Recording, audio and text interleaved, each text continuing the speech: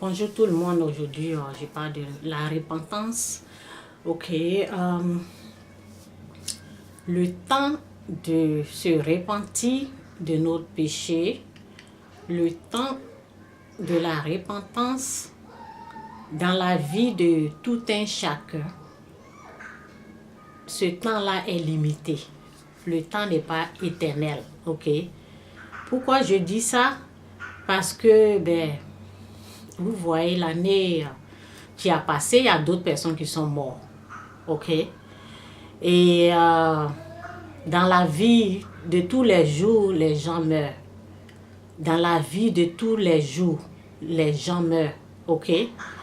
Donc, le temps que Dieu nous donne pour nous prêcher l'évangile et pour qu'on puisse accepter de se repentir dans la vie de ce temps-là, dans la vie de tout un chacun, est limité et chacun a son temps d'entendre, le temps de se repentir, le temps de prendre une décision. Donc aujourd'hui, je suis là pour vous dire que le temps de se repentir, ce temps-là n'est pas éternel, le temps est limité. Je suis là pour vous dire cela. Donc, la parole nous dit, lorsque on entend la voix de Dieu, de ne pas refuser de croire. Il faut accepter cette parole qui vient de Dieu et se repentir de notre péché. La repentance, c'est se repentir du mal. Le mal en parole, le mal en action. Le mal en parole et le mal en action, ok? Le mal peut être en parole. Tu peux dire des mauvaises choses ou bien c'est pas seulement tuer qui est un mal. Le mal est en parole, le mal est en action aussi. Les actions mauvaises, des paroles mauvaises, tout cela, Dieu nous demande de se repentir de cela. Et lorsqu'on se repent de tout cela, Dieu nous aide Dieu nous montre comment parler parce qu'il prend la garde sur notre bouche pour empêcher que des mauvaises paroles sortent de nous. Et souvent on fait des prières, la prière que Seigneur garde ma bouche pour ne pas que je puisse parler, prononcer des mauvaises paroles dans la vie des autres.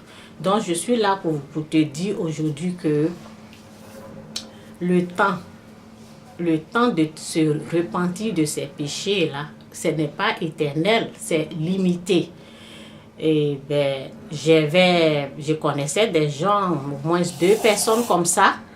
Et nous, ces gens-là, ils étaient dans la trentaine. Donc, nous tous, personne n'a imaginé que ces 2 jeunes-là, ils allaient mourir comme ça, tout d'un seul coup. Personne. Donc, un jour, on était au funérailles. Et quand ils m'ont vu, ils savent que je suis chrétienne. Donc, lorsqu'ils m'ont vu, ils ont commencé à parler. Il y a un que j'ai vraiment... Lorsqu'il était malade, j'ai essayé de l'emmener dans mon église. Et comme j'ai été délivrée par Dieu, Dieu m'a fait grâce. Dieu m'a fait grâce dans ma vie. Donc, je voulais vraiment que Dieu lui fasse grâce aussi. Mais ce n'a pas été son cas. J'ai essayé de l'emmener dans mon église. Quand il est allé, il est allé plusieurs fois.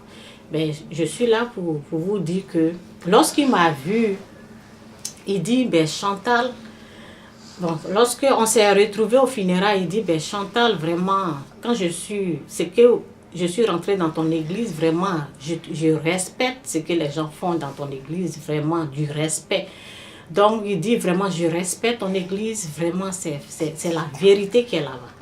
Donc, le jour-là, je voulais lui parler, mais ma bouche, c'est comme Dieu a fermé ma bouche.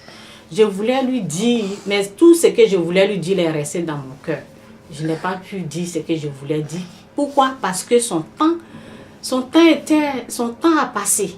Donc, je ne pouvais pas lui parler encore. Ce que je voulais lui dire là, c'est resté là.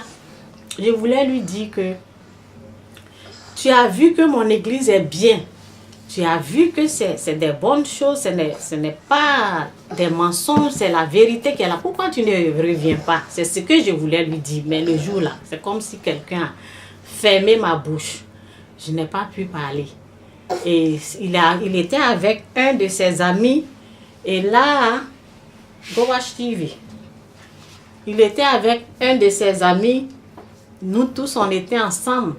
Et lorsqu'il a fini de parler, ben, on était, la causerie a continué et il disait, quand il a fini de me parler ainsi, et son ami a pris la parole pour dire, oui, ben, lorsque j'étais en Afrique, en Côte d'Ivoire, ben, il y a des gens qui sont venus, les chrétiens qui sont venus le voir pour lui dire s'il peut payer leur transport.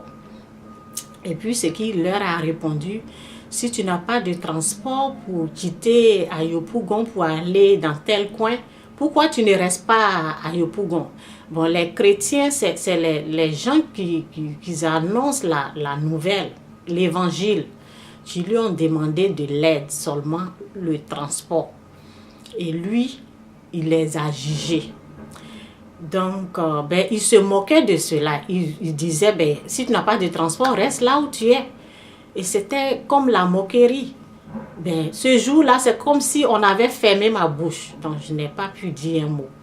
Donc, quand ils ont fini de parler, bon, ça riait. Et puis, je voulais parler, mais mon ami, l'autre qui a apprécié l'église où j'allais, m'a dit, ben, Chantal, il y a des faux, hein, il y a des faux, hein. Il y en a qui sont vraiment faux.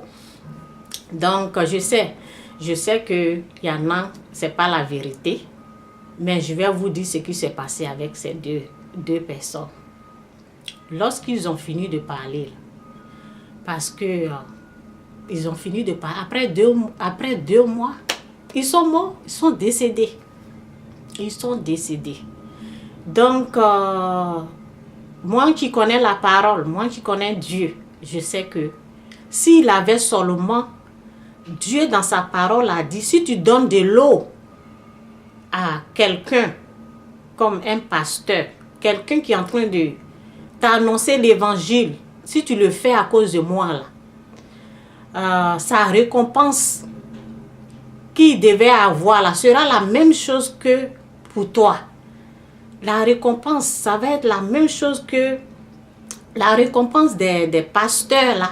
Ça va te revenir, ça sera les mêmes récompenses si tu donnes seulement de l'eau. Donc, vraiment, je vous encourage, je vous parle vraiment du fond de mon cœur.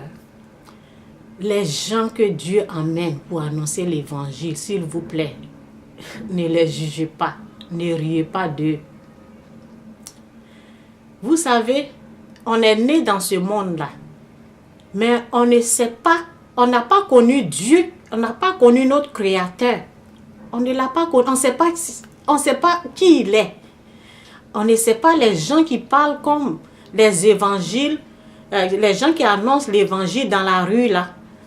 Ils parlent comme un fou qui sont en train de dire Jésus-Christ est Seigneur, Jésus-Christ va venir bientôt, Jésus-Christ, faut te repentir. On ne sait pas si c'est Dieu. Donc, moi, je vous conseille, ne vous moquez pas d'eux. Les deux, ceux qui se sont moqués, ces deux personnes, ils sont partis comme ça. Ils sont partis. Le jour, je voulais même le jour là, je voulais parler. Mais ma bouche, c'est comme deux fois comme ça. Une fois, il y a un là, lui qui est les deux là qui sont décédés, il y a un qui est venu me voir à la maison. Il m'a dit quelque chose que je voulais lui dire parce que j'ai retrouvé la parole dans la Bible. Je veux parler, mais les paroles ne pouvaient pas sortir. Donc, je suis là, je suis en train de prévenir quelqu'un. Le temps de l'évangile là est limité. Le temps pour te dire de te repentir, là, ce n'est pas éternel. C'est limité. Ne joue pas avec le temps de la repentance. Non. Dieu, il est bon. Il est un Dieu d'amour pour ses enfants. Pour ses enfants, c'est un Dieu bon, un Dieu d'amour. Pour ses ennemis, car le Seigneur, votre Dieu, est un Dieu de feu qui détruit. Pour ses ennemis, il est un Dieu de feu qui détruit. Pour ses ennemis, il n'est pas un Dieu d'amour. Pour ses enfants, il est un Dieu d'amour. Pour ses ennemis, c'est un Dieu de feu. Arrêtez de perdre votre temps à dire j'ai le temps. Tu ne sais pas si 2016 va te trouver. Tu ne sais pas si la fin de 2016 va te trouver. Tu ne le sais pas. Tu ne le sais pas. Il y a d'autres qui n'ont pas pu voir 2016 qui est venu. Il y a d'autres qui sont décédés, qui n'ont pas vu. Aujourd'hui, je suis très au sérieux. Il y a d'autres qui n'ont pas vu 2016. Tu entends ça là, repens-toi. C'est mon message. C'est mon message, repens-toi. C'est le temps de la repentance. Tu entends là, tu te repens. Les temps sont limités. Le temps n'est pas éternel. C'est mon message. Sois béni.